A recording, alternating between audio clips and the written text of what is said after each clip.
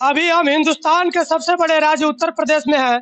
उत्तर प्रदेश में 3 चरण के चुनाव समाप्त हो चुके हैं। चौथा चरण का चुनाव बाकी है, जो पूर्वांचल का क्षेत्र पड़ता है। मेरे साथ वीआईपी पार्टी के उम्मीदवार भरत भैया हैं। इनसे मैं शुरू करने से पहले इनका मैं संघर्ष बता दूं।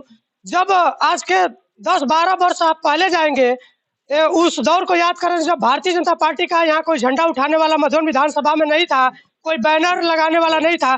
तब भरत भैया ने मधुबन विधानसभा को अपना कार्य क्षेत्र चुनकर मधुबन विधानसभा में संघर्ष जारी किया था। आज ये बात मैं आपको 10 वर्ष पहले की बता रहा हूँ। धीरे धीरे कारवां बढ़ता गया। भरत भैया के नेतृत्व में ब्लॉक स्तर पर जो भी कार्यकर्ता जोड़े जाते हैं पार्टी के लिए, उन कार्यकर्ताओं को जोड़ा गया और एक बड़ी टीम बनाई गई। फिर यहाँ से मधुबन विधानसभा से सांसद विधायक हुए। अब मैं उन्हीं भरत भैया से बात करने जा रहा हूँ।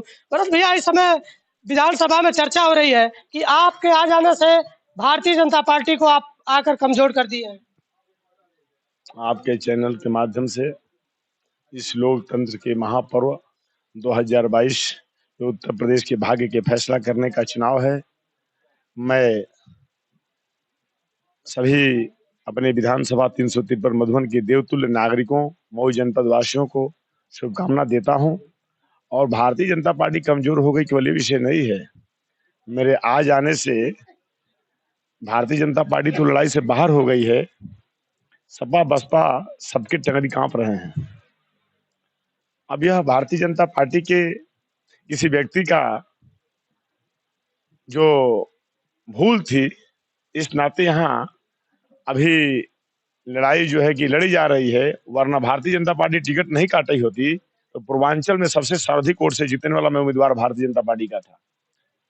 आज वीआईपी पार्टी के उम्मीदवार के रूप में जब हम लोग भारतीय जनता पार्टी के दामन को छोड़ दिया है और उसके वंशवाद और पूंजीवाद और परिवारवाद को दरकिनार करने के लिए, अपने विधानसभा मधुबन के लाखों जनमानस के भावनाओं का सम्मान करने के लिए, जो उत्तर प्रदेश के सबसे सुदूर ग्रामीण और पिछड़े इलाके के रूप में पूरा इलाका हमारा जर्जर हो गया है, पूरी विधानसभा समस्याओं से ग्रसित हो गई है।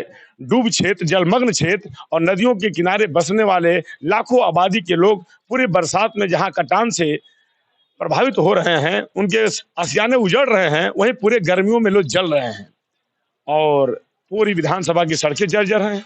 मैं कहूं, जहां पर मैं खड़ा हूं इस मादी बाजार में, इस बड़राव ब्लॉक में अपने कार्यालय के उद्घाटन के समय पर बड़राव हॉस्पिटल से लेकर दोहरी घाट सीएससी से लेकर फतेहपुर मंडाव सीएससी तक कहीं एक सीजर की व्यवस्था नहीं है, कहीं एक महिला डॉक्टर और समुचित जांच की व्यवस्था लैब टेक्नीशियन नहीं है। इस उत्तर प्रदेश के सबसे पूर्वी छोर पर यह जो विधानसभा भौगोलिक दृष्टिकोण से लगभग 66 किलोमीटर लंबी है, आजमगढ़, गोरखपुर, देवरिया, बिहार के बॉर्डर को, बलिया की बॉर्डर को टच करती है। इस विधानसभा के नागरिकों को एक स्वास्थ्य के क्षेत्र में कोई सुविधा बुनियादी मिल जाए, सारी बुनियादी समस्याओं से ग्रसित है विधानसभा। इस नाते जो हम लोग आज 12 साल से जन समान में संघर्ष करके इस इलाके को एक खूबसूरत इलाका बनाने के लिए, सारे समस्याओं से निजात दिला करके, सदन का सदस्य बन करके इस इलाके की विकास की ऊंचाई को एक प्रतिष्ठित करने के लिए जो हम लोग संकल्प लिए थे, उसी को पूरा करने के लिए ये चुनाव मैदान में उतरे हैं। लोगों में चर्चा हो रही है कि योगी आदित्यनाथ का कार्यक्रम मऊ में होने वाला है 4-5 तारीख तक, तो फिर भरत भैया कहीं भगवा गमछा में न दिखे। मेरे मित्र, योगी जी का कार्यक्रम होना है तो चुनाव की प्रक्रिया है। योगी जी भी आएंगे, अखिलेश जी भी आएंगे, सुश्री बहन मायावती जी भी आएंगी, मान लीजिए प्रधानमंत्री जी भी आ सकते हैं, नरेंद्र भाई मोदी जी। लोगों का ये कहना है कि जब योगी आदित्यनाथ जी आएंगे तो आपको वो मना लेंगे, आप फिर भगवा गमछा में दिखेंगे। जब तक महाराज जी आएंगे मऊ में इन वंशवादियों का, भ्रष्टाचारियों का प्रचार करने के लिए, तब तक ये नाव लखनऊ के बहुत करीब पहुंच गई रहेगी। चलिए, अब मैं मधुबन विधानसभा के बारे में बात कर लेता हूँ। मधुबन विधानसभा पर जब आप नजर डालेंगे तो यहाँ की बदहाल सड़कें, टूटी हुई सड़कें, ना कोई यहाँ मेडिकल कॉलेज है, किसी भी तरह का, ये एक तरह से मान के चलिए बहुत ही पिछड़ा क्षेत्र है। क्या मन में चल रहा है आपके मधुबन विधानसभा के लिए? मैं अपने मन में जो संकल्प लिया हूँ उसी को पूरा करने के लिए 25 साल की प्रतिबद्धता मैंने तोड़ा है। भारतीय जनता पार्टी कि जो इस लाखों जन भावनाओं का और इस विधानसभा और पूरे मऊ जनपद के भारतीय जनता पार्टी के कार्यकर्ताओं का सम्मान करना हुआ, तो भारतीय जनता पार्टी ने पंडित दीनदयाल उपाध्याय के विचारों से भटक करके, अंत्योदय के पद से भटक करके एक गवर्नर के बेटा को चुना है, जो बेटा पुतला के सिवा कुछ भी नहीं है, जिसका राजनीतिक सामाजिक जीवन में कोई योगदान नहीं है। आज जो इस मऊ के और मधुबन विधानसभा के भौगोलिक राजनीतिक परिदृश्य से कहीं अवगत भी नहीं है, न यहाँ के लोग उसको देखे हैं, न उन्होंने लोगों को देखा है। इस नाते जब मैं उस पार्टी में 25 बरस की यात्रा किया था, पंडित दीनदयाल उपाध्याय, श्यामा प्रसाद मुखर्जी के विचारों को जोड़ करके, तो जब भारतीय जनता पार्टी ने गवर्नर के बेटा को चुन करके अपने कार्यकर्ता को छोड़ दिया है, तो मैंने भारतीय जनता पार्टी के इस दिल्ली और प्रदेश की सरकार को छोड़ करके अंत्योदय के पथ को ग्राह करते हुए अपने मधुबन की देवतुल्य जनता को चुन लिया है। और इस इलाके की विकास ही मेरी प्राथमिकता है। मुझे एमएलए बनने दीजिए। यह मधुबन विधानसभा एक मॉडल रोल बन करके तैयार होगी। यहाँ की सड़कें चमचमाती हुई दिखाई पड़ेंगी, यहाँ मेडिकल कॉलेज भी आएगा और यहाँ रांची पॉलिटेक्निक कॉलेज भी आएगा। और बाढ़ से मैं देखना चाहता हूँ, मेरे विधायक बनने के बाद ये जो घाघरा हजारों एकड़ जमीन को निगल गई है, अब गांव को निगल रही है। 500 परिवार घाघरा में अपने सियासी मकानों को विलय करने के बाद आज भी स्कूलों में, बिंटोलिया में, धर्मपुर में, नई बस्ती में, खैरा में, सिसवा में, बखरिया में, स्कूलों में बंधों पर प्लास्टिक डाल करके सो रहे हैं। मैं देखना चाहता हूं मेरे एमएलए बनने के बाद उत्तर प्रदेश की विधानसभा बिना मधुबन विधानसभा के इस नदी के कटान को रोके हुए एक दिन कैसे चल लेती है। कंक्रीट की दीवार खड़ा करके या पक्का ठोकर बना करके घाघरा की धारा को मोड़ दूंगा।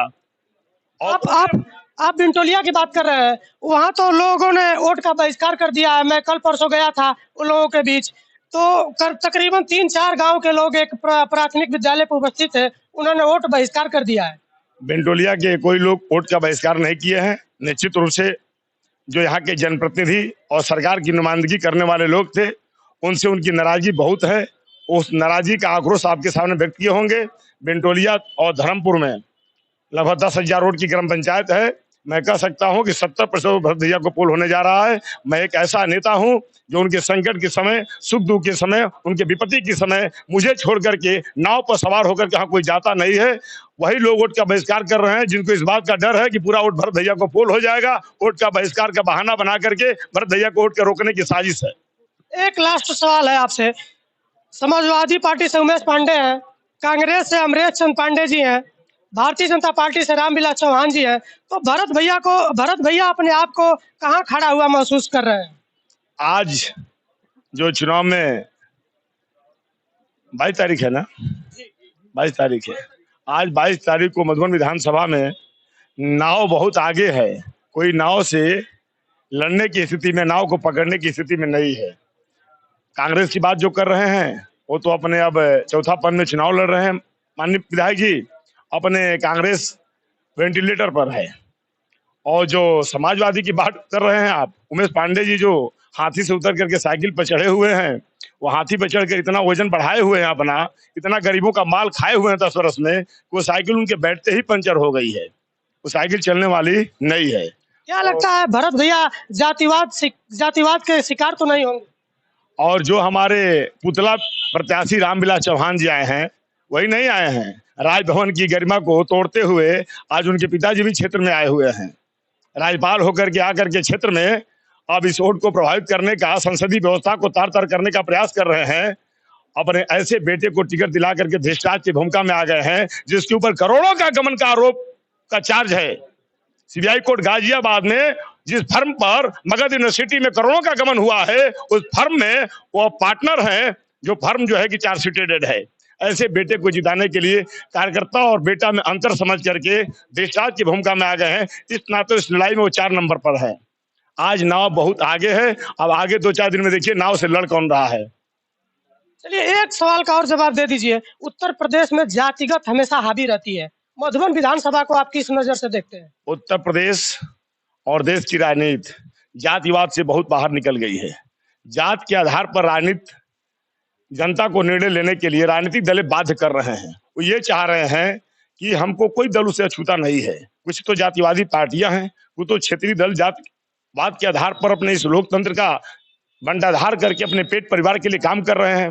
लेकिन जो बड़ी पार्टियां हैं ये भी चाहती हैं कि जाति आधारित राजनीति बनी रहेगी तो विकास इशू नहीं बनेगा, बाढ़ से कटान इशू नहीं बनेगा, सड़कें इशू नहीं बनेगी, गरीबों के झुग्गी झोपड़ी में रहने वाले लाखों परिवारों का जो मधुबन विधानसभा में झुग्गी झोपड़ी में रहते हैं उनका मकान इशू नहीं बनेगा। जात के आधार पर चुनाव जिता करके हम लोगों को लेकर के सदन में आते रहेंगे। इस नाते जाति आधारित राजनीति से जनता मधुबन सहित पूरे प्रदेश में बाहर निकली हुई है। वह अपना जनप्रतिनिधि चुनना चाहती है, वह अच्छा अपना नेता चुनना चाहती है। आज यहाँ खड़े हुए देखिए सैकड़ों की संख्या में लोग हैं, इसमें से एक दो भी हमारे जाति वाले नहीं हैं, ये सब राष्ट्र वाले लोग हैं, ये माँ भारती को मानने वाले लोग हैं। और भरत भैया को इस इलाके के विकास के लिए लखनऊ भेजने के लिए अपने इस रूलिंग पार्टी के पदों से सब लोग बूथ अध्यक्ष, सेक्टर संयोजक, मंडल अध्यक्ष, जिले महामंत्री, जिला मंत्री, मंडल महामंत्री के पद से इस्तीफा दे करके भरत भैया के कारवा के साथ खड़े हैं। चलिए, ये थे वीआईपी पार्टी के अधिकृत प्रत्याशी भरत भैया जी। लोग इनको मधुबन विधानसभा में सम्मान से लोकप्रिय नेता के नाम से जानते हैं। अभी मधुबन विधानसभा को एक तेज तर्रार नेता की जरूरत है जो मधुबन को विकसित कर सके, मधुबन का सर्वांगीण विकास कर सके। अगले किसी वीडियो में फिर मिलेंगे, तब तक के लिए